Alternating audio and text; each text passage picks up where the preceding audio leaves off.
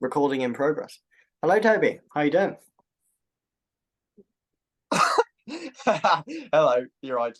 Yeah, you Yeah, I'm fantastic. feeling good since the last episode? Yes, yeah, there's quite a lot to talk about. I think it's exciting. Mm. What about you? Yeah, I think it was all right. So Good. yeah, welcome to episode two of this film talk little podcast that me and Toby are doing. Um, Hopefully you enjoyed the last episode, and we're gonna hopefully do this one a little bit less edited than the last one. So yeah, we had an audience question from Richard on the last episode, and he said, "Your opinion on the Whale and John Wick 4 would be good." So I was wondering if we could kick off the episode by answering his question. I've seen John Wick 4, but I've not seen the Whale. Have you seen the Whale, Toby? I unfortunately haven't seen either, but they're both on my watch list. Oh, So okay. Yeah. Well, I'll start with John Wick 4. Thank you for your comment, Richard. Yeah, so I've seen John Wick 4, watched it in the cinema, and honestly, John Wick 4, in my opinion, tops the other three films. It was yeah, actually just kind of mesmerizing. Obviously, it's like, I think it's like 3 hours long, so it's another one of those long films, but it's definitely worth it. It does kind of feel like the film is slowly building up to just this insane, just, classic John Wick action sequence that just goes on. And once the action starts, it just doesn't stop. And you just think, oh, that must be the end of the action scene. And then it just carries on. And it's just like it's yeah, just insane. So it's really cool. And the shots and the cinematography is mind blowing. Like the color grading, really, really nice as well. And if you've seen it, you'll know what shot I'm on about. There's a specific shot from a bird's eye view that goes on for a couple of minutes, and just it's like something out of a video game. It's that good. It's insane. yeah. So yeah, if you've not seen John Wick 4 and you've seen the others, I know we live in a time where there's a lot of prequels and sequels that don't really live up to the originals, but I really think with John Wick, just each one has been consistent, and this fourth one just keeps that going. So, and I think a fifth one's actually in the works as well. They've confirmed that quite recently. Really? Yeah, so hopefully, hopefully that'll be good. Yeah. But yeah, what do you know about John Wick 4? Fuck all. No, I've heard it's amazing. Yeah. I really want to watch it. I think I probably what it's too late to watch in cinema, but yeah, I think I'll watch it when it's on streaming. Um, no, it sounds really cool, and like I think they've sort of gotten better as they've gone along. I Oh, think, 100%. Yeah, you yeah, can tell from the film as well. Like there's a lot of new ideas that they've included, and I think you've also got to go into it not expecting realism. If you want realism from your films, you know, this is not what. Obviously, people know that with John Wick, but like John Wick 4, it does kind of come even more out of the realism zone, but it's still good. Like you just got to go into it for a good you mean like in the action, watch. Yeah, like exactly. You just go into it yeah, to like watch that. I think his character only has like 300 words or something like that. So it's just like he barely talks, but yeah. it's uh it's still really good. So the whale, I've not seen or really heard much about it. Um, so what do you know about it, Toby? Yeah, I haven't seen it. I'd love to see it though, but I just haven't found the time. Um, and I sort of wasn't really in the mood to watch it in the cinema. I don't know. It's a drama about Brendan Fraser's the main character, and I think he's like he's quite unhealthy, and I think it's about the relationship between him and his teenage daughter, who's played by Sadie Sink. I've heard his performance is really good. He was nominated for an Oscar, so I think it's worth watching for that. But it's on Prime Video, which is pretty cool, but probably have to pay. But yeah. Oh, okay, cool. Yeah, I do need to watch it, because I want to try and watch as many films that have had like Oscar nominations as I can. Mm, Um, yeah. I just think it's probably good for me to start watching things that are actually quite widely recognized to be good. But Yeah.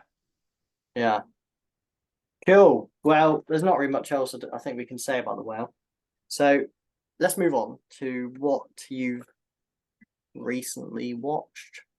I watched a film called Submarine last night, which is written and directed by Richard Ayoade, the guy who you might have seen him on TV. He talks like that. He's got Right. glasses. He's always done like sort of 8 out of 10 cats countdown. No idea. He's a television bloke, but he also directs stuff. And it's about a 15 what? I thought he was 19. Apparently it's about a 15-year-old Welsh schoolboy who is trying to maintain a relationship with a girl in school. And it's set in this like rural town, and his parents' marriage is falling apart. And he's kind of awkward. The guy that plays the main kid, who's played by Craig Roberts. Never seen him before. Looks like Tom Holland, the guy that plays the main character. And yeah, the main boy is kind of awkward, and he's young, and he's trying to be popular, and he's trying to he's like very clever. He's very but he's also really silly, and it's a weird film. It's sort of like a Wes Anderson film. It gives off that sort of vibe, even in the Yeah. way it's shot. And there's a really good soundtrack by Alex Turner from Arctic Monkeys, which is cool, which he wrote exclusively for the film, I think. Oh, that's cool. It's really funny as well. It's it's nice. It's a nice film to watch. It's sort of coming of age. Yeah, that's cool. What would you sort of like rate that out of 10? I gave it 4 out of 5 stars on Letterboxd. Oh, okay. Yeah, the relationship was What just really funny. what made it what for you made you give 4 and not 5 stars? I think it was so inventive in the way it was shot, and it was very stylized. I haven't really seen a film quite like it. The script was very like naturalistic. It just was very Wes Anderson, but like I preferred this to Wes Anderson. I'm not gonna lie. Like Really? I could connect more to the characters. Yeah. The reason why it wasn't amazing, I guess, because I guess they could have explored the characters more, maybe Yeah. to give it 5 stars. I wasn't moved completely by it. Yeah. It would have been cooler to have seen more of the parents' relationship. Um, it was that guy Noah Taylor, Sabini and Peaky Blinders, and the dad in Charlie and the Chocolate Factory. He Oh, was in. He was the dad. He's a really good actor, actually, and Sally Hawkins, who's great as well. They were the parents. yeah, nice.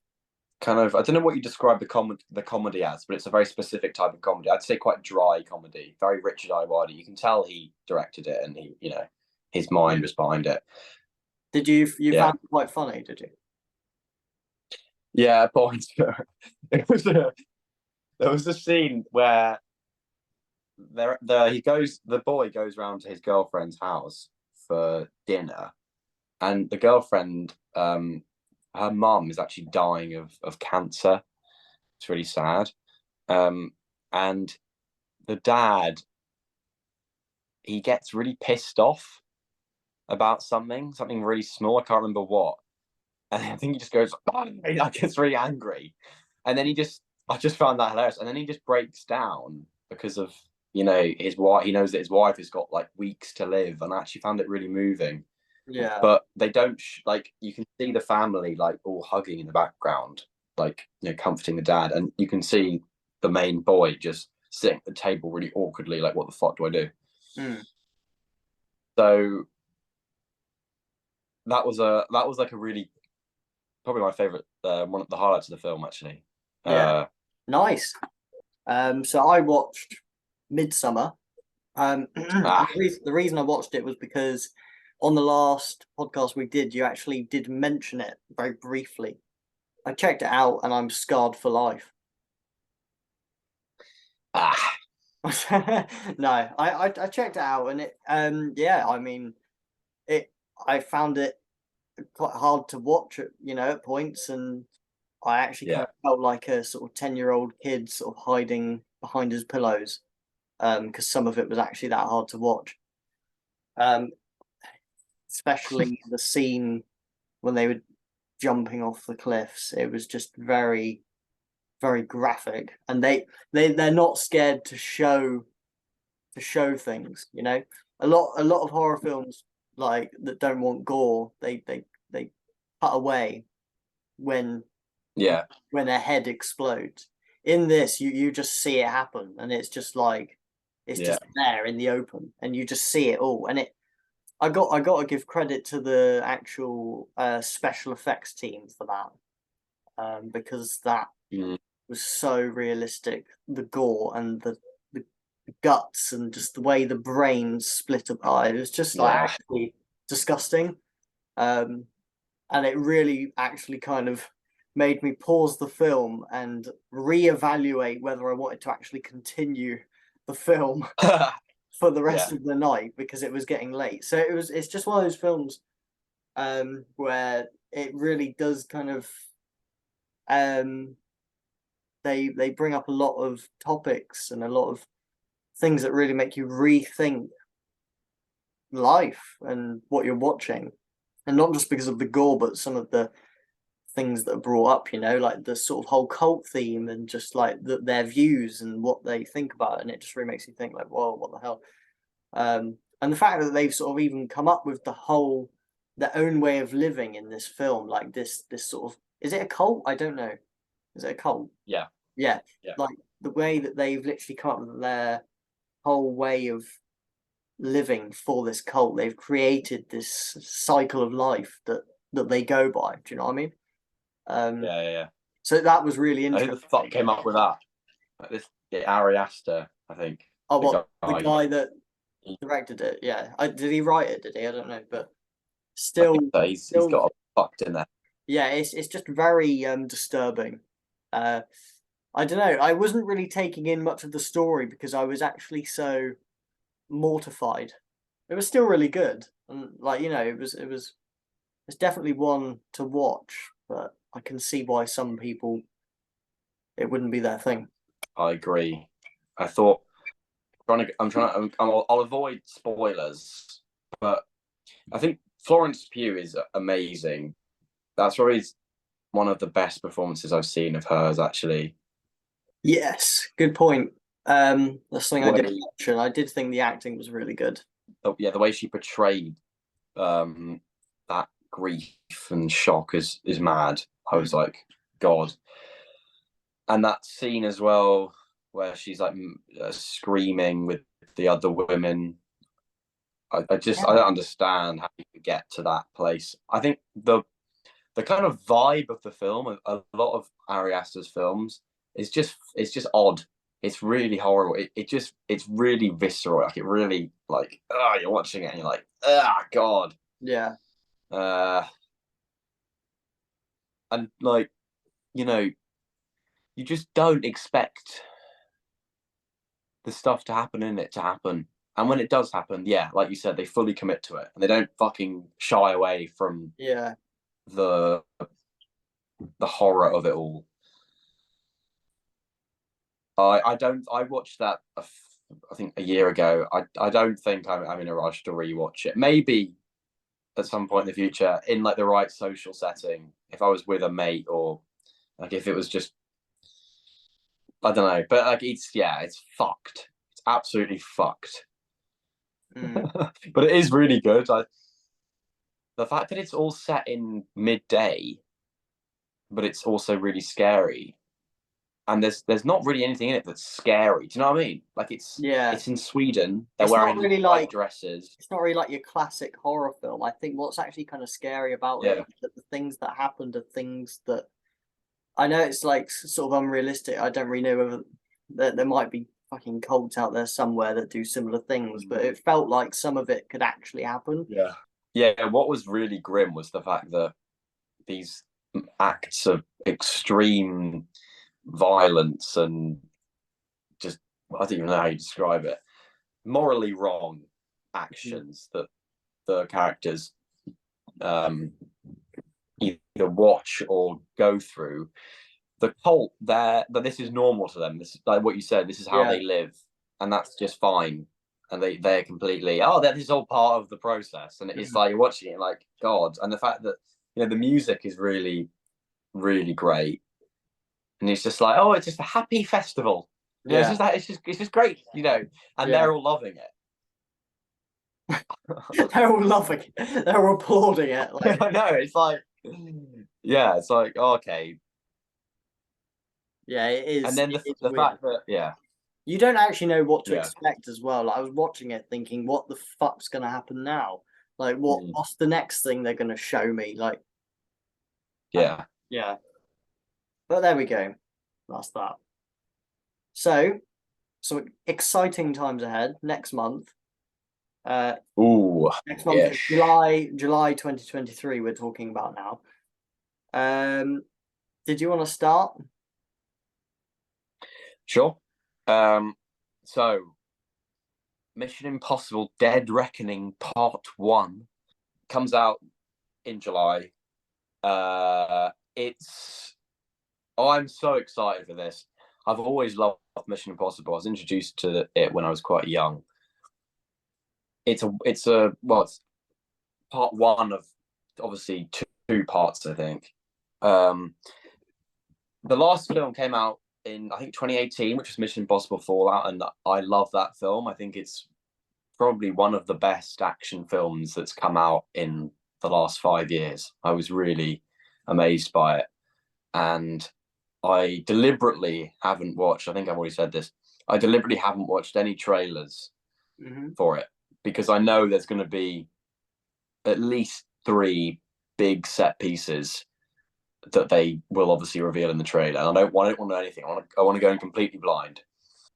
I'm really excited. Tom Cruise obviously is fucking, he's a bit of a god when it comes to doing action films. He's been doing it for so long, and I think he really understands what makes an action film good. Obviously, he does his own stunts, but as a producer, like Top Gun Maverick, which we both saw, he knows how to win an audience over in cinema, how to really make a spectacle of a film. Um, yeah, great fun. I think a lot of returning cast members as usual. Simon Pegg and Rebecca Ferguson. I've got no idea what to expect, but I know that it will be great. And that it seems to me that Mission Impossible, they're always trying to top the last one that they did. And I think this is the seventh Mission Impossible. I think from the fourth one, that was when they kind of found the footing of it. And since then, it's kind of been a lot more consistent in the quality of the filmmaking and the sort of style of it, because the first three are all very different from one another. And it's got the same director as the last one. So yeah, really excited for that. Yeah, that's cool. We mentioned briefly about trailers in the last episode, so I won't go into it too much. Mm, But I also haven't watched the trailers for this, nice. just because, yeah, so similar opinion. Um, I want to go in blind as well. I've only seen Mission Impossible Fallout, so Mm. and I thought that was insane. So yeah, Yeah. again, I'm with you with the excitement. I can't wait for it. I'm interested that they're doing a part one. Like, Yeah. I hope there's not a major cliffhanger at the end of it, because I'll have to wait ages until the next one. But Thing is, I feel like there will be. It might yeah, be. I was talking to my dad about this last night. I reckon it will be they actually fail the mission, and it'll be a kind of Infinity War-esque ending. Yeah, Do you know what I mean? yeah. I'm not sure if they film them back to back. I think they may have, which means that I imagine the next one will come out next year, but I don't know. Ideally, it will. I was But gonna yeah, say like it these is things interesting. when films have like parts and stuff like that, you know, they try to bring it out within a year most of the time. With the new Spider-Man that's just come out, I think they're planning to release it like in the first third of next year.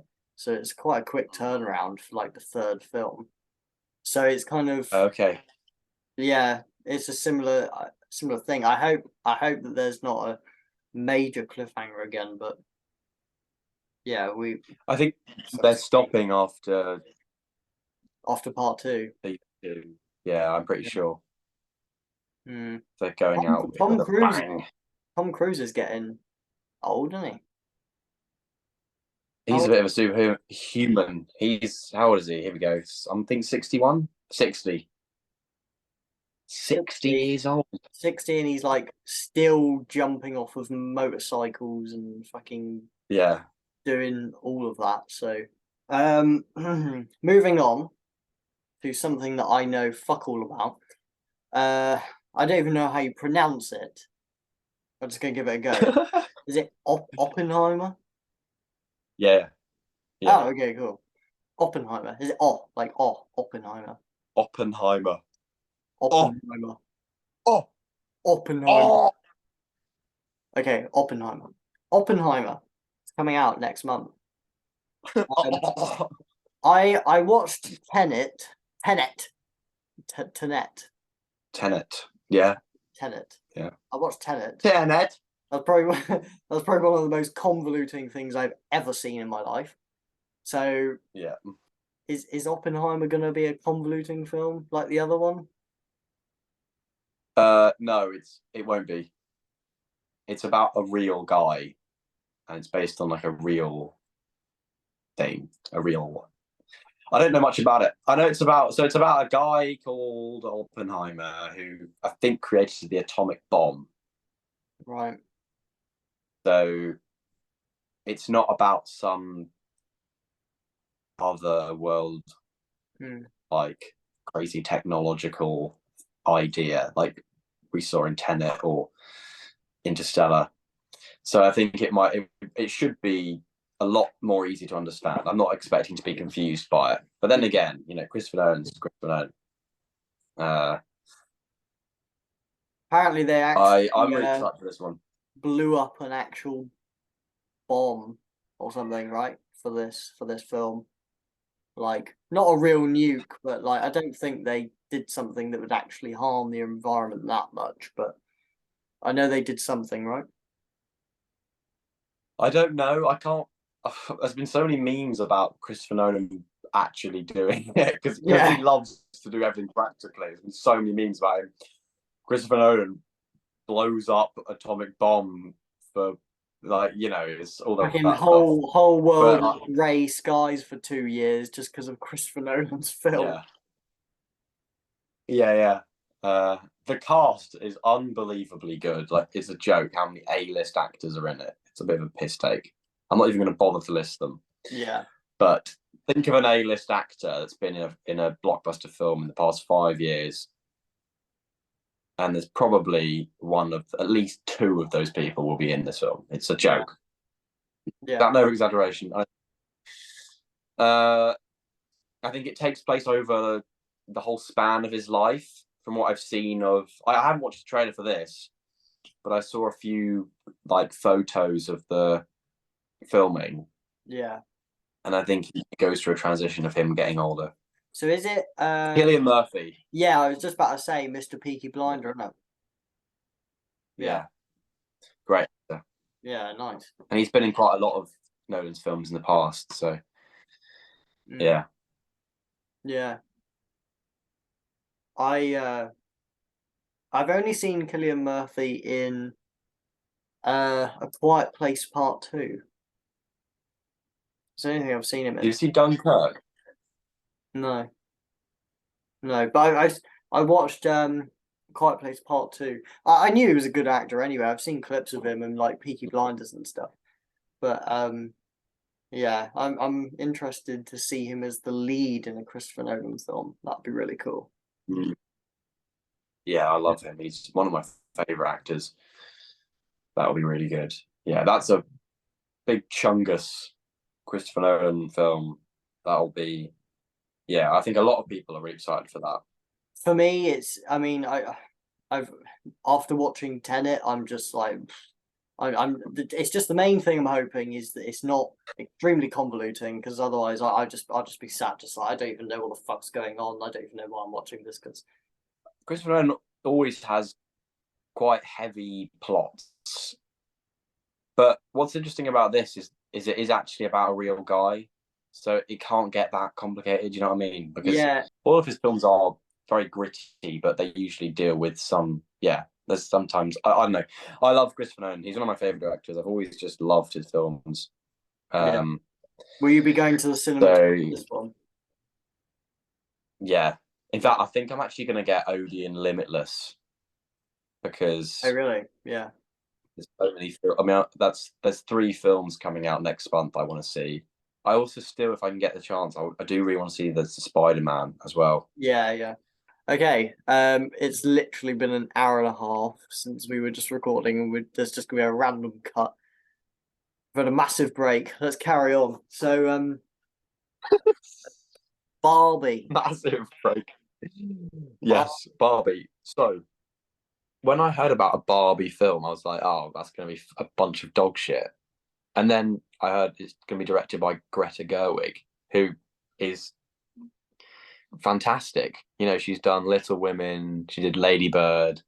Can't remember what else she's done, but I really like her films. And she's very much like a kind of, she's at like the forefront of, well, she's like, you know, she's like a household, not a household name, but like, you know, she's making films that are getting a lot of attention at this point in time. Usually with a focus on like women and Yeah. the, you know, stuff to do with women, the struggles and like exploring mother-daughter relationships or relationships between women and men or whatever. Very kind of woke. So this Barbie film with fucking Margot Robbie and Ryan Gosling, from the marketing, it looks like it's a bit of a piss take of itself. I've seen one. I think I've seen just one trailer, but it. I think there's a lot to it that they're not showing. From the posters, it's been like there's very much, you know, the Ken poster was like, oh, he's just Ken. And then it has like a Barbie, a photo of Barbie, and it's like, oh, she's everything. So there's definitely going to be some kind of underlying point that the film is trying to make about. I'm guessing, I don't know what, probably just about something to do with, I don't know, exploring femininity in a way which is camouflaged with Barbie. Do you know? Do you know what I mean? I don't know. It's just very interesting. It's very much like what's all this about? Yeah. Yeah, obviously great actors. Yeah. Should be good. I'm quite shocked as to actually who's in it. Like Ryan Gosling, I did not expect to be Yeah, like what? It's just quite confusing. But then I suppose he did like La La Land, like dancing and that and stuff like that, and so he's done different things. He's not just an action guy or like, you know, so yeah, I think he's great. Yeah, it's gonna be cool to see him do something like that, I guess. Um yeah, yeah, yeah. it's quite it's just really like unique and so many people want to go and see it. It's actually just quite funny. Like I actually I want to go to the cinema to watch it to see who else is at the cinema, whether it's going to be like 50% Yeah, families and then 50% people our age, like, you know. going out Yeah. lads to watch Barbie. Like, I don't know. I'm just trying to see what the age rating is. It's only a PG-13, so I feel like, yeah, you're right. There might be like, Mm. you know, kids watching it, and they'll just be I'm completely pretty sure oblivious. like it is mostly going to be aimed towards kids. You know, like I don't. I feel like I don't know. Yeah, I don't. I feel like the majority, like because with Barbie, it's obviously something that is like a young kid's toy, like so why they It would is, yeah. go in an adult direction, it could Mm, sound a bit weird, but yeah, I think it'll be interesting to see, especially the actors portraying that. Like you said, they've got some big actors. I am excited to see what it's all about, but yeah, mm. yeah, it'll be cool.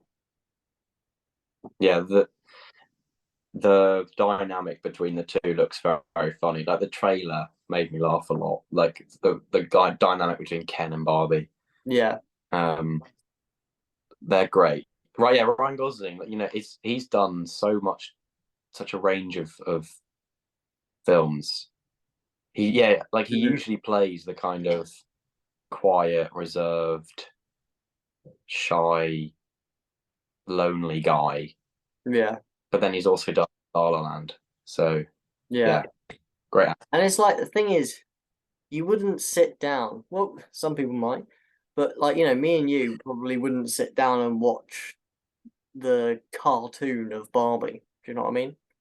No, Like the yeah. fact that we want to go and watch the live action film is quite interesting, but we'll see. Yeah. And it's coming out the same day as Oppenheimer. So have you seen the memes? Yeah, it's just Yeah. didn't I heard something about Tom Cruise with Mission Impossible? They had to change the date because of they couldn't book out the IMAX something. Yeah. Yeah, I saw that. They couldn't I don't like know. I don't know what it is they had to book out, but something to do with the cinema screenings or the IMAX or something. I don't know, but they had to book something out, and it was all taken by Barbie and Oppenheimer. So then Yeah. Tom Cruise Yeah, was I saw like, "Are you fucking kidding?" I that. I can imagine him getting really pissed off with that as well. know, especially like Barbie. His huge action film getting like sort of overtaken by Barbie is just hilarious. And also because Mission Impossible, I know that they had so many issues with like COVID and stuff, and they had to delay production countless times. Oh So yeah. Oh god, it was ages ago when they were filming that. I remember like seeing a clip of him on top of a train that was moving. yeah, And I remember seeing that years ago. that was like 3 years ago. Yeah, years. Like honestly, wow. That's been in production for so long. Wow. But Mm, yeah, Barbie coming out. I don't know what day, but we'll see. Okay, Barbie mm. coming out on the 21st of July. That's quite exciting. But then so's Oppenheimer. Which one out of the two will you be watching first? Um, Probably Oppenheimer. I don't know.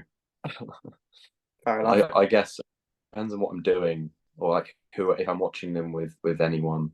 Yeah, true. I imagine Christopher Nolan first. Yeah.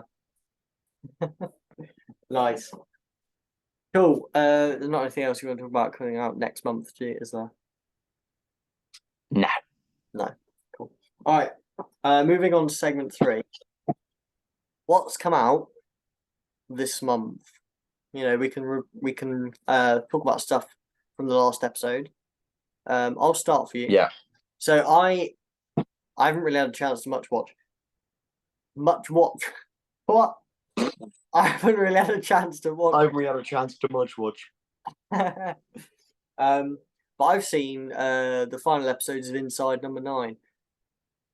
That Cool. episode 5 of Inside Number 9 is called 3x3. It's like game show one. Yeah. The whole Yeah. episode basically is supposed to be like a game show. They've made this like fake game show and it sort of turns out like something happens at the end. No spoilers, but yeah, that was really different and interesting and unique. Like they made a whole game show set and got like the comedian Lee Mack in to like fake present it as well. Yeah. And they also Yeah. got in like to be the contestants, they got in unknown actors that actually did a decent job. So that people didn't know who they were. And the whole reason they did that is because they aired it on TV, saying that it was a replacement for Inside Number 9 because there was a problem with like the service or something. So Really? yeah, so they aired it on the channel saying, "Oh yeah, sorry, Inside Number 9, like we're having issues. So we're going to replace it with this game show presented by Lee Mack 3x3." So then they played that, so all audience members watching TV live just watched that show. But then, of course, it was an Inside Number 9 episode. Just no. Yeah, it's Oh my really God. cool. It's really cool. You have seen that episode, haven't you? Yeah, I didn't see it live, but I just assumed they wouldn't change the name with it. They just call it Inside. Like I didn't think they came up with that whole story. Yeah, But I no, did think, oh, people must have watched this and been confused. yeah, no, they changed it. They didn't tell anyone that it was Inside Number 9. Yeah. And basically, what happened afterwards is it sort of rolled the credits, and then an announcement came over saying like, "Well, there you go. You'll never know what to expect with Inside Number 9." So it's like, yeah. So it was all a big setup, basically. But it's like something like that's never been done before, and that's why I really like Inside Number 9. Like they just try different, unique stuff. Like I wish I was watching it live, but then the thing is I think about the amount of people that was watching it live and then thought, "Oh, it's not Inside Number 9. Just watch something else." And then yeah. change the channel. Oh yeah. Yeah, they would have lost viewers, Yeah. probably. And then like the amount of people that would have gone back to it and been like, "What the fuck? I've missed the episode," and then gone and watched it. We're like, "Oh, what? Like it was actually an episode." But yeah, just funny. What did But you think of it? what that episode? Yeah, I enjoyed it. Yeah, it took a while to sort of build up to it, but it was still. I think because I knew it was an episode, I was like, okay, like what's going to happen here? Just without spoiling it at the end. I don't think this can spoil it, but kind of made me think of Stranger Things. Yeah. Do you know Yeah. what I mean? But yeah, people will see why if they watch it. And the final episode of Inside Number 9, it's just classic Inside Number 9 stuff, really. I thought it was good, but I mainly wanted to talk about episode 5, because that one was just really unique. Yeah, and with that, I thought it was great. I love the dedication to like, oh, we're making this as real as it can be. Like this could be a show. Yeah. Like I loved how they didn't like, the fact that the writers weren't in it. There were no cuts to like backstage or anything. It was just purely it was as if it was a real show. And what I did as well, sorry to interrupt, one more thing. That's fine. Is my nan and granddad don't know what Inside Number 9 is. So they love watching game shows. So I sat down with them and I said, "Oh, I found this game show. Do you want to watch it?" No. And we sat and watched it. And then of course the ending came and it was the funniest reaction. It was hilarious. But yeah, it's just you gotta watch the episode. But yeah, that's something I did because I thought it was funny. Yeah, sorry, Aaron. I love that. That's so good. That's so good. I was thinking about when I was watching it. I was like, oh, I wish I could just like fool someone into watching this. Yeah, you actually did. Something happens at the end, which obviously which was great, but I think they could have done with a better budget. Personally, do you know what I mean? Yeah. In terms of the realism of that moment of the climax of the episode, I think a bigger budget. I just assumed it was like for the like comedic effect or like for the shock of the audience, but I don't know. I know what you mean. Yeah, like it worked. It could have been more believable if they had more money to make it look as good as it could, as good as Stranger Things. Yeah. about a quarter of the way through, I did think that girl That and her woman. mom, they Yeah, are I a know, bit I know, I sus. know. When I Yeah. showed my nan and granddad, sort of like I knew obviously what was going on, and my nan, sort of about the same length in, was like, "I don't like that woman," and I was just like, "Oh, Yeah. yeah, no, it's That's- good." But yeah, what about you? What have you watched that's come out this month? So I've seen Black Mirror, the latest season of Black Mirror, Yeah. season 6, which we mentioned in the last episode. And it's very good. Yeah, it's I enjoyed it. Definitely mixed episodes as usual. Hmm. I think a lot of Black Mirror in general just tends to be quite varied. It's different every time, so it makes Yeah. sense. There were 5 episodes, and one of like the range of how good I thought they were is like quite drastic. So like the best one I thought was great, and the worst one I thought was really bad. Um, Yeah. it's definitely this season. I think because it's been so long since the last season. I don't know why. I don't know if they can do another one, but if they do, I hope they don't take some. I hope it doesn't take them fucking 10 years to come out with a new season. Yeah. They're definitely branching a bit more away from the tech and more into, well, for this season, horror and like, oh, they also set 3 of the episodes, I think. No, in fact, every episode was set in a different time period, a different decade. Oh right. So one of them is in the 60s or 70s, no, 60s, 70s, 2000s, like today, and then in the near future. Oh right. So that was really cool seeing how, like, just seeing Black Mirror in a different light. Uh, Mm.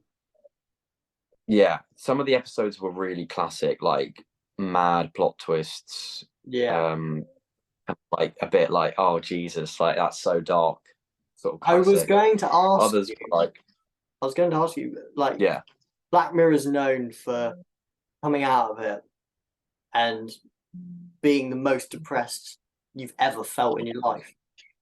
Because that's how I felt with some of the other episodes. So I was wondering if is that similar? Like, do you still get those feelings of like, oh my God, that's so dark?